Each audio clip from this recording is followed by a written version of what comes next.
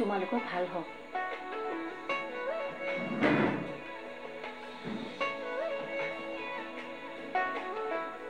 তুমি ইমান দেৰি কৰিলা।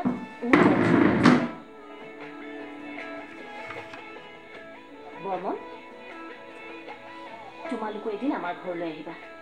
মই এটা কথা ভাবিছিলো মেম। কোৱাচোন। মন আৰু দুপৰী আজি আমাৰ ঘৰতে থাকক দিয়ক। ইমান দিনটো আপোনালোকৰ ঘৰত ৰাখিলেই, তথাপিও আৰু এটা দিন থাকিলে একো নহয় দিয়া। মন আৰু দুপৰী এতিয়া আমাৰ ঘৰৰ সদস্যৰ দৰে হৈ পৰিছে। সেয়ে এটা দিন মাত্ৰ থাকিব দিয়া, আৰু তাৰপিছত আমি দুয়োজনে তোমালোকৰ ঘৰত থৈ আহিম দিয়া। ঠিক আছে বাৰু, অকল কিন্তু আজি ৰাতিটোহে দেই। হ'ব মেম।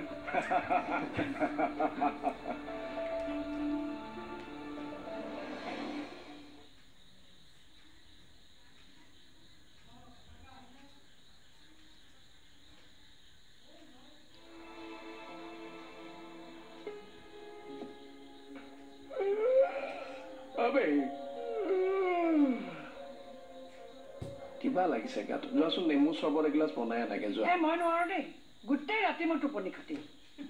তোমাৰ আকৌ টোপনি ক্ষতি কেলে হ'ল? ঘৰতে আছিলা দেখোন। মন্দিৰত বিয়া, মই কেনেকে বাৰু ৰাতিটো টোপনি মাৰি থাকিব পাৰো কচোন? হা, দৰা কইনাক কেতিয়া আদৰো এইবিলাক ভাবি থাকো ৰাতি পোৱালেই নহয়। হয় দিয়া, দৰা কইনা অহা হলে সঁচাই ভাল লাগিলেহেঁতেন।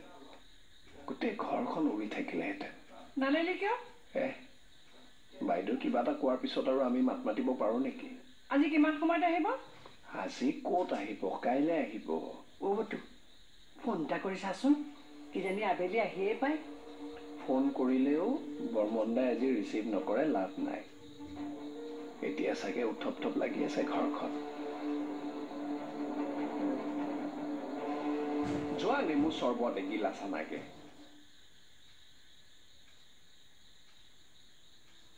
হেৰা, চাহ লোৱা। খালি চাৰিলা যে মিঠাই আনা। কালিৰ পৰা তুমি বহুত মিঠাই খাই আছা, মই চাইহে আছিলো। আৰু খাব নালাগে, লোৱা। মনৰ বিয়া বুলিহে খাইছো, আজিৰ পৰা আৰু নাখাওঁ। যোৱা লৈ আহা। নালাগে, ৰাতিপুৱাই মিঠাই সোপা খাই চুগাৰ বঢ়াই ল'ব নালাগে। লোৱা। সিহঁত দুটা উঠিল নে নাই? খোৱাই নাই চাগে, অলপ আগতে যাওঁতে মই দেখিছো বিচনাতে বহি আছে। বিয়াখন দেখোন হৈয়ে গ'ল, এতিয়া আকৌ ভাবিবলগীয়া কি আছে? নতুন ঘৰ এখনলৈ গৈ কি কৰিব কি নকৰিব সেইবোৰে কিবা ভাবি আছে চাগে। সেইবোৰ কথা ভাবি থাকি লাভ নাই, আৰু ঘৰখনৰ সকলো মানুহৰ মনবোৰো সলনি হৈছে। মন আৰু দুবৰীৰ প্ৰতি ঘৰখনৰ কোনো এজন ব্যক্তিৰ এতিয়া বেয়া ভাৱ নাই।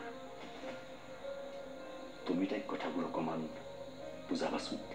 মই একো কিয় বুজাম, সেইবোৰ কথা তাইক মনে বুজাব। দিয়া হ'ব দিয়া, হেৰি কৰা মিঠাই এটা লৈ আছোন। যোৱা। নিদিওঁ।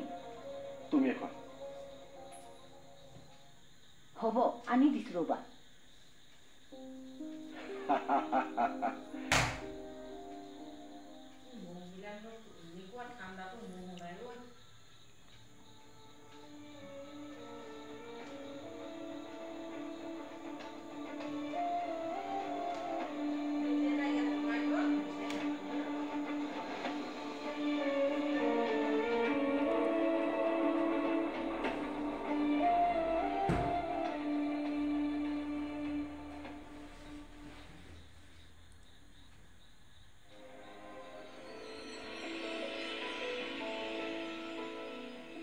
কি হ'ল দুবৰী?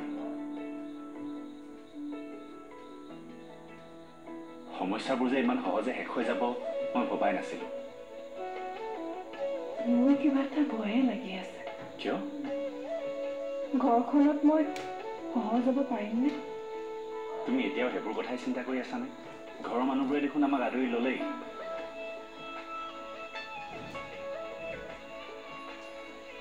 মই ঘৰখনৰ মানুহৰ কথা কোৱা নাই,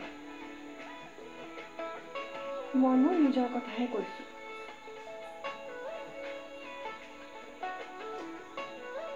মই একেবাৰে সাধাৰণ ঘৰ এখনৰ ছোৱালী। আমাৰ সপোনবোৰো সৰু, জীৱনশৈলীও বেলেগ। আপোনালোকৰ নিচিনা ধনী ঘৰখনত গৈ সহজ হ'ব পাৰিম জানো? তুমি ভুল ভাবিছা দুপৰী গুৱাহাটীত এখন ডাঙৰ ঘৰ বা কোম্পানী থাকিলেই আমি ৰজা বংশৰ মানুহৰ দৰে নাথাকোঁ আৰু তোমালোকৰ ঘৰখন সৰু হ'ব পাৰে কিন্তু তোমালোকৰ ঘৰৰ মৰম আন্তৰিকতা সেইবোৰ আমাতকৈ বহুত গুণেই বেছি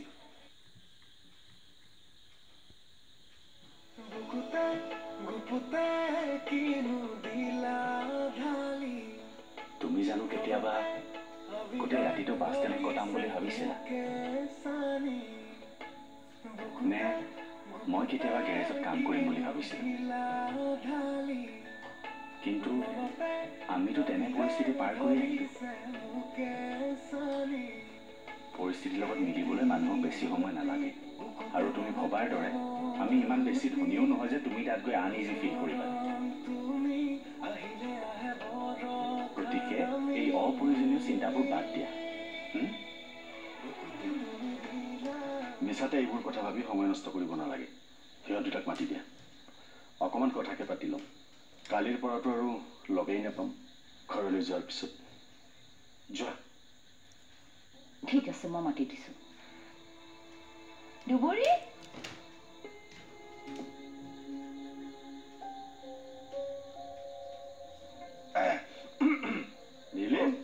তুমি এই আজি ৰাতিপুৱা নগলো নহয় ইয়াতে শুই দিলোঁ মইতো গমেই নাপাওঁ ক'ত গম পাব আপুনি বোৱাৰী পাইছে নহয় নতুন বোৱাৰী শুনা শুনা অঁ চাহকাপ খাই লোৱা খাম ৰ'ব আগতে ফ্ৰেছ হৈ লওঁ বাথৰুম এইটোৱে নহয় জানো যোৱা যোৱা এইটোতে যোৱা ল'ৰাটো যে বৌ আকৌ আহি ওলাবহি নাহে নকইনাৰ ওচৰলৈ যে ঘনে ঘনে আহিব নালাগে সেই কথা জানে চৰি